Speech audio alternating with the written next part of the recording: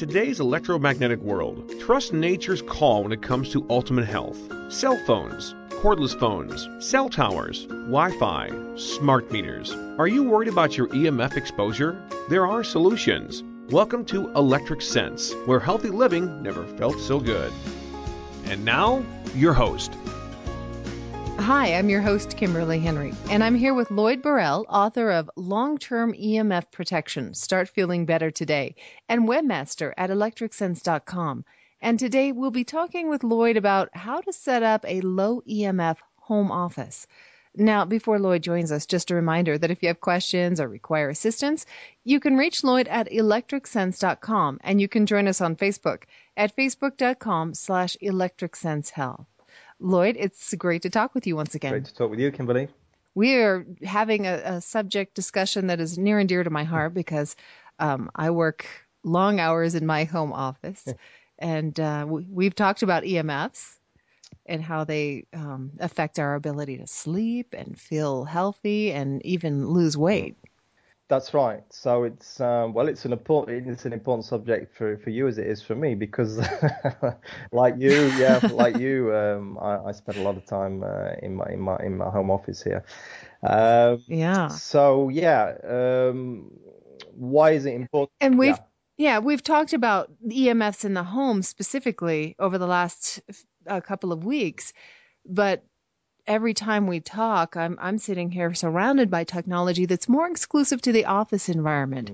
So I guess the first question is, why is it important to address the office specifically? Well, really, for kind of the reasons you've just outlined, is that more and more of us are working in this way at home, in an office, or some kind of office. It's not always an office per se. It can be maybe kind of a kitchen office or a living room office. Sure. But it's a room. What I mean by that is a room where there's a lot of this technology, and right. And we spend many hours in this room, sometimes more than we'd like to. And there's more and more people doing this. There are more and more people doing this, and the thing is to understand is there's several parameters that come into that are important in terms of EMF exposures, and one of them is the duration of the exposure. And obviously, so the more time you spend in this environment, the more EMF exposure you have. You're subjecting yourself to. These EMFs now, I think you know this, but I'll just recap very briefly. The obvious ones are obviously things like Wi-Fi, cordless phones, cell phones, but then there are less obvious non-wireless sources of EMF pollution also. What about I've just ventured into the world of a wireless mouse, and I know a lot of people use wireless keyboards. Is that something that we need to be concerned about? Yes, it is, because all these devices are using digital pulsed radiation. So you kind of buy it and you think, great, that looks nice and tidy, but it does look tidy, but you're not doing yourselves any favors at all. Great.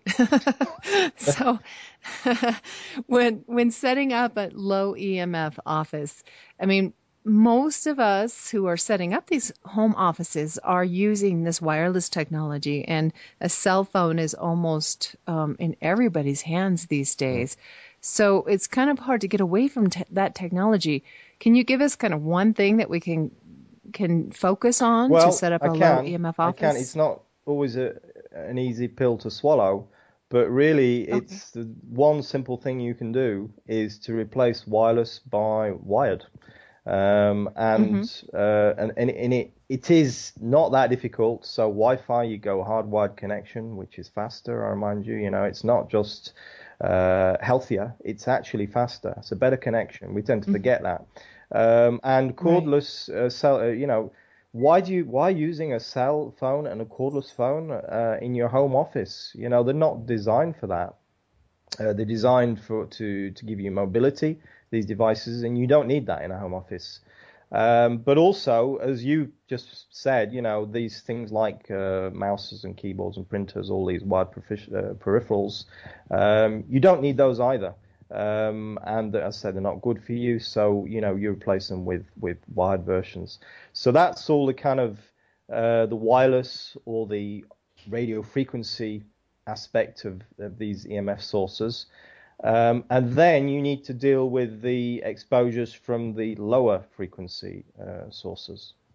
And what are those lower frequency sources? Well, there's lots of them, but an obvious one that comes to mind, which many of us kind of overlook, and it's because we've got so many of these gadgets now in our office, is these power strips. These power strips, these surge arrest things. Some of them have got batteries. And they are a major source of magnetic fields. So we tend to, some people literally kind of stand on them, or they're dangling their feet or their legs over them. We tend to put them under the desk to put them out of the way. Mm-hmm.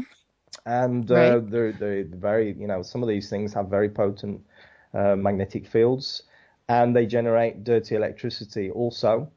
And so, just very simply, you rearrange your office to make sure that you're not sat in proximity to those, and also filters for the dirty electricity.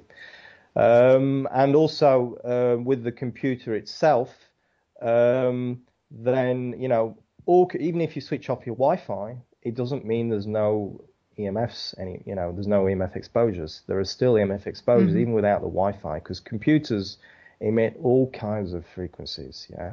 Now, obviously, laptops tend to be worse. Why are laptops worse? Because it's not that laptops per se are worse. It's particularly anyway. It's the way we use them, because we tend to put them on our laps, which we shouldn't. It's an unfortunate name, laptops. It makes you think you want to put them on your lap, but we shouldn't. So it's about getting distance between you and the the electronic components of these different devices, and that's what's important. Again, because of this criteria, this variable of proximity. So we've talked about the variable of duration before, and proximity now. So you can use your laptop in a kind of traditional way. But if you do have a laptop, my advice is to use external wired peripherals, in your office. But then when you go out, maybe, for an hour or so, then obviously you're not going to take, keyboard and mouse and everything with you. You'll use what there is, kind of thing. But for long-term use, external wired peripherals are the way to go. So you're talking about keyboard, mouse, monitor, and just kind of set your laptop away I mean, from monitor, it kind of defeats the object to have an external monitor on a laptop. But certainly, because if you're using the keyboard and mouse, the difference is you've got your hands directly over all the electronic components, and that gives off EMFs. Whereas on a desktop keyboard, you don't. You just there's very little underneath the actual keyboard. There's only the keyboard mechanism. There's not the CPU. So, Lloyd, how important is it proximity as opposed to putting a barrier between you and the component? Say, if I put like my surge protector behind a bookshelf, or use something to block that. Well, it'll do virtually nothing in terms. It depends which kind of EMF you're talking about. But for instance, with a surge protector or power strip, we're mainly concerned with magnetic fields. And putting a bookcase in front will do absolutely nothing at all. It'll go straight through it.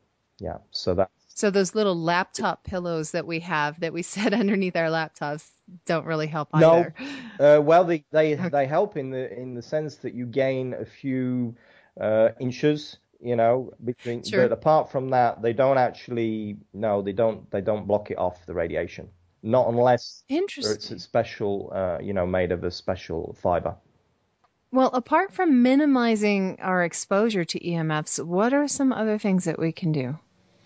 Well, the other important thing to do is to make sure your computer equipment's grounded.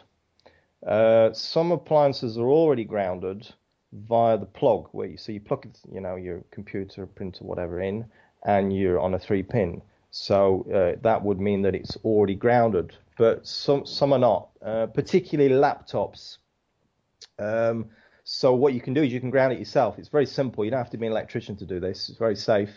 You just find something metal on your computer somewhere, or on your electronic device, your printer or your scanner or whatever it is, and you screw into something metal, or you take an existing screw out and you screw your wire into that, and you put the other end, you connect that to the ground terminal of your electrical socket.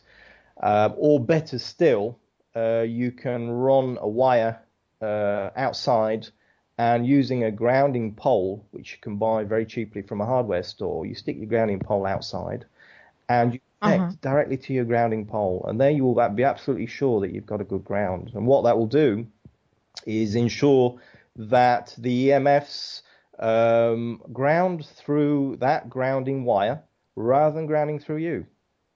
Okay, so is there information on how to do this available on your website by chance? There's lots of information on all of this on my website. There's even a separate actual report on there where I just talk about this, because I think it's a subject which affects a lot of people, and it's something, again, it's very easy to do all these steps, take all these steps. A lot of it's really simple. It's not always pleasant maybe to go wired when you're used to wireless, but there's lots of information on there, and I encourage you to go and check that out. You can download that EMF protection free report at your website too. That's www.electricsense.com, correct? That's correct. Excellent. Is there anything else we should know before we let you get away from us? Well, the truth is there's lots you should know, but I guess you'll have to come back another time and to listen to that. Very good. Well, we are just about out of time. Yeah. So we will wrap it up and let you go, and look forward to chatting with you again next time. If you have found this information helpful, check out some of our other shows. You can find those on Spreaker Web Radio. And if you can think of someone who might benefit from what we've covered here today, they'll thank you for forwarding this episode to them. You can follow us on Twitter at Lloyd Burrell, and you can join us on Facebook at facebook.com/ElectricSenseHealth. Lloyd, thanks so much. Thank you, Kimberly.